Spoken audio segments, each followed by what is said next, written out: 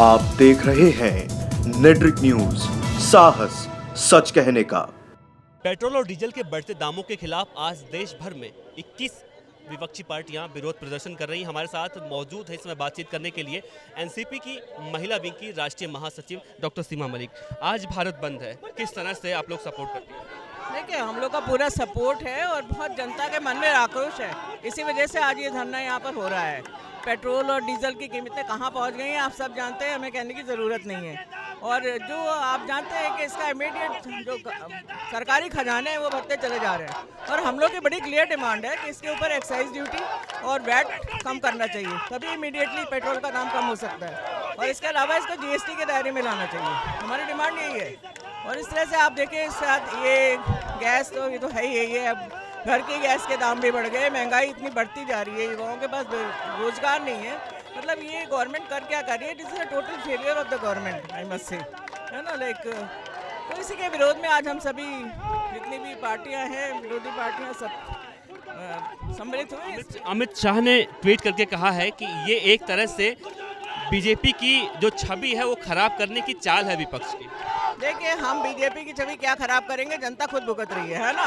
जनता इतनी बेवकूफ़ नहीं है आज के हमारे कहने से वो कोई बात मान लेगी। जिसको पेट्रोल और डीजल का पैसा देना पड़ रहा है, जिसके घर में गैस नहीं है, जिसकी चीज़ें इतनी महंगी हो गई है, वो जनता खुद समझ रही है। हमारे कहने की ज़रूरत नहीं है, हम तो एक रिप्रेजेंटेटिव हैं, हम जनता की आवाज़ उठा रहे हैं। कितना आक्रोश है जनता के मन में, शायद अमित शाह जी को पता नहीं है।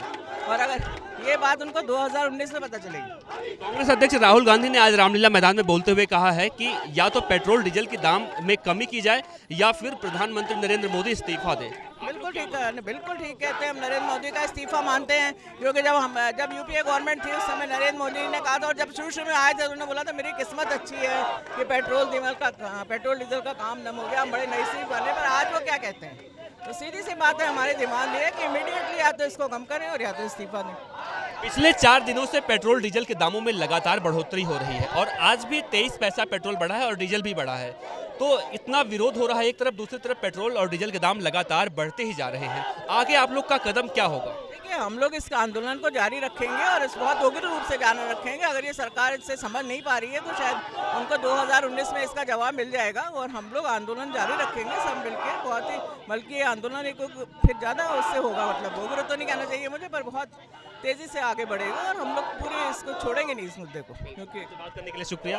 तो ये थी एनसीपी महिला विंग की राष्ट्रीय महासचिव डॉक्टर सीमा मलिक। इनका साफ तौर से कहना है कि एक तरफ लगातार जो है पेट्रोल और डीजल के बढ़ते दामों को लेकर विरोध प्रदर्शन हो रहा है, तो दूसरी तरफ लगातार पेट्रोल डीजल के दाम में बढ़ोतरी की जा रही है। साफ तौर से प्रधानमंत्री नरेंद्र मोदी से पूरा विपक्ष इस्तीफे की मांग कर रहा है।